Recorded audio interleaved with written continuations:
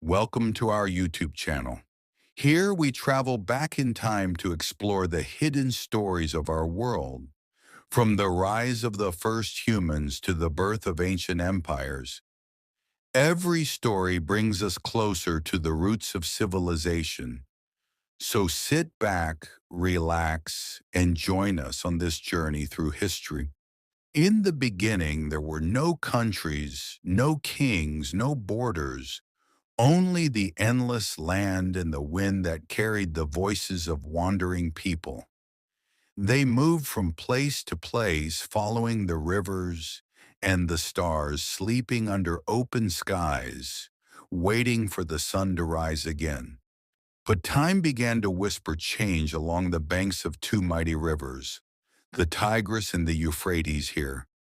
People stopped their endless journey.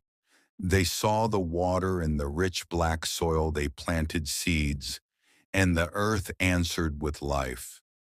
The first green blades of wheat rose like hope from the ground, and the people knew they could stay. They built small huts and fires that never went out. Seasons passed, generations were born, and the land began to fill with people, laughter, and dreams. They learned to shape mud into bricks and bricks into homes. They built walls to protect themselves and canals to bring the river's gift to their fields. They called their land Sumer, the land between two rivers, the land that would become the first country in human history. In this place, the sun rose over great cities, Uruk-Ur, Lagash, Kish-Nippur.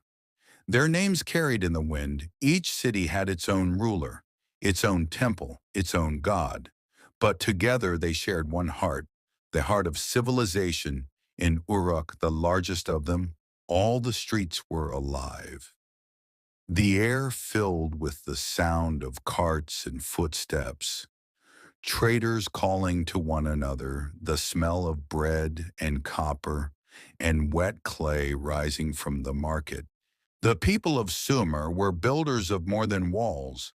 They built ideas. They looked at the river clay and saw that it could remember. They pressed small marks into wet tablets using sharp sticks. Each line, each shape held meaning, a number, a name, a story they had created, writing the first language of humankind. Their words, frozen in clay, would speak across thousands of years. The kings of Sumer ruled not just with swords, but with symbols. They believed the gods had chosen them to protect their people from chaos and to keep the balance of the world above them. The great ziggurats touched the clouds, massive temples rising like mountains of mud brick, where priests climbed to offer food and prayers to the gods of the sky and water. Incense smoke curling upward like a message to heaven. When night fell, the stars reflected in the river. The people believed the stars were eyes of the gods watching them. Yet slowly they began to see patterns. They learned to read the heavens. They measured time with the moon and planted their crops by the movement of the stars. They had begun to understand the universe itself. But where there is power, there is desire. Cities began to fight for land, for trade, for pride. Soldiers marched across the hot plains, their bronze weapons flashing in the sun. And yet, even in war, they built order. They created rules and laws so that chaos would not swallow them. One king carved his laws into stone, declaring that no man should harm another unjustly and that justice belonged to all people. Not only to the strong, the idea of law was born here in the heart of Sumer. As the centuries turned, the Sumerians grew wiser. Their cities became centers of learning and art. They sang songs to their gods and wrote poems of heroes. One story told of Gilgamesh, the mighty king of Uruk who sought to live forever. His journey spoke of friendship, loss, in the search for meaning. It was the first great story of humankind, the first echo of our own hearts. The land of Sumer flourished with trade, and music boats sailed down the rivers, carrying goods from far away. The sound of drums filled the air during festivals. Men and women danced under the moonlight. Priests sang hymns. Children laughed beside the temples. It was a world alive and full of hope. But nothing lasts forever. The rivers that had once given life began to shift their course.